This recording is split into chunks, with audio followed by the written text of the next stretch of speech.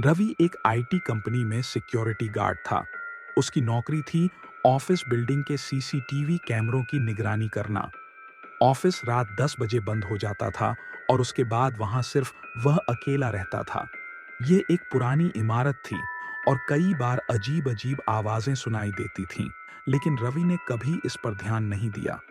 एक रात जब वह सिक्योरिटी रूम में बैठा सीसीटीवी स्क्रीन देख रहा था, तो कुछ अजीब हुआ। कैमरा नंबर 4, जो तीसरी मंजिल के कॉरिडोर को दिखाता था, अचानक ब्लर हो गया। फिर स्क्रीन पर एक धुंधला साया दिखा। पहले रवि को लगा कि शायद कैमरे में कोई तकनीकी खराबी आ गई होगी, लेकिन अगले ही पल उसे स्क्रीन पर एक लड़की की परछाई दिखी। सफेद कपड़े पहने, बाल बिखरे हुए। वह धीरे धीरे कैमरे की तरफ बढ़ रही थी। रवि ने तुरंत तीसरी मंजिल का लाइव फीड चेक किया, लेकिन वहां कुछ नहीं था। वह घबराया हुआ महसूस करने लगा। उसने इंटरकॉम से बिल्डिंग के दूसरे गार्ड को बुलाने की कोशिश की, लेकिन कोई जवाब नहीं आया। डरते हुए उसने मोबाइल निकाला और वीडियो रिकॉर्डिंग चालू कर दी। तभी कैमरा नंबर 6, जो सीढ़ियों पर था, उसमें वह लड़की फिर से दिखी, लेकिन इस बार वह सीढ़ियों से ऊपर आ रही थी। उसकी चाल असामान्य थी, जैसे वह हवा में तैर रही हो। रवि की सांसें तेज हो गईं।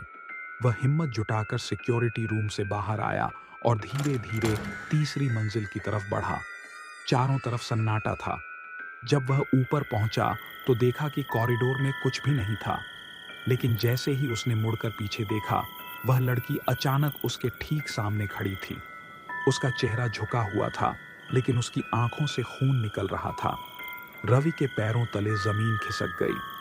वह तेजी से नीचे भागा और सिक्योरिटी रूम में आकर दरवाजा बंद कर लिया। उसकी धड़कनें तेज थीं। उसने कंपते हाथों से सीसीटीवी फुटेज चेक किया। लड़की अब गायब हो चुकी थी। अगले दिन जब उसने ऑफिस के दूसरे कर्मचारियों को यह फुटेज दिखाने की कोशिश की, तो चौंकाने वाली बात हुई। पूरी रात का सीसीटीवी डेटा गायब था।